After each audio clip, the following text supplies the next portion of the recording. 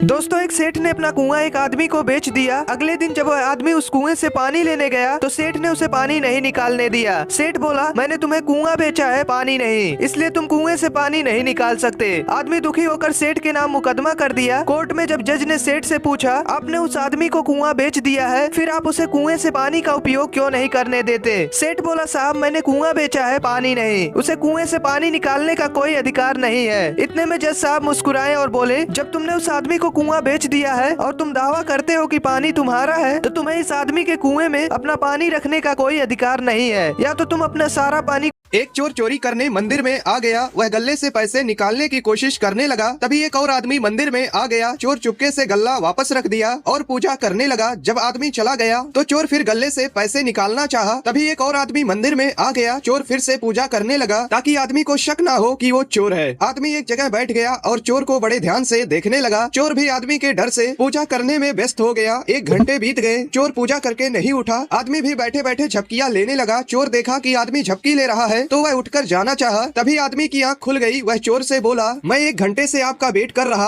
और आप भाग रहे हैं। चोर और डर गया, बोला, बताएं क्या बात है? आदमी बोला, मैंने ऊपर वाले से मन्नत मांगा था कि अगर पूरी हो गई तो मैं किसी नेक इंसान को 50,000 दे दूंगा। मन्नत पूरी हो गई। मैं एक अच्छे इंसान की तलाश कर रहा था। आप भगवान के सच्चे भक्त हो, इसलिए ये 50,000 आप रख लो। आदमी चला गया। चोर बोला, ऊपर वाले, मैंने सिर्फ दिखावे के लिए तुझे याद किया और तूने इतना कुछ दिया। अगर मैं सच में तुझे में है, उसके वॉलेट में सिर्फ 200 रुपए है, जबकि बिल 700 रुपए देने हैं। लड़के के दिमाग में एक आइडिया आता है। वह बगल की टेबल पर जाता है जहां 7 लोग बैठे होते हैं। लड़का उन लोगों से कहता है, मैं ना इस रेस्टोरेंट में किसी भी वेटर को 2-4 थप्पड़ मार दूं, फिर भी वह कुछ नहीं बोलेंगे। उन 7 में से एक आदमी बोला, बेटा ये कोई छोटा मोटा रेस्टोरेंट नहीं है, यहाँ तुमने बेवजह किसी वेटर को मार दिया ना तो जेल की हवा खानी पड़ेगी। लड़का बोला, कुछ नहीं होगा। तभी उन 7 में से एक आदमी बोला, फिर तू किसी वेटर को 2 थप्पड़ मार के दिखा। लड़का बोला, मार दूंगा, लेकिन मेरी एक शर्त है, अगर मैंने मार दिया और वह चुपचाप सहन कर लिया तो आप 7 को मुझे 1-1 हजार देने होंगे, और यदि ऐसा नहीं हुआ तो मैं आप लोगों को 10,000 रुपए दूंगा। उन 7 ने कहा, हमें शर्त मंजूर है। लड़का वहाँ से उठा और एक वेटर के पास गया। वेटर से कुछ कहा, फिर उसे जोर से 2 थप्पड़ जड़ दिए। वेटर चुपचाप वहाँ से चला गया। लड़का उन 7 के पास आया और उनसे 1-1 हजार वसूल लिए। तभी उन 7 में से एक आदमी ने वेटर को बुलाया और पूछा, तुम्हें इसने बेवजह थप्पड़ मारे हैं, तुमने चुप।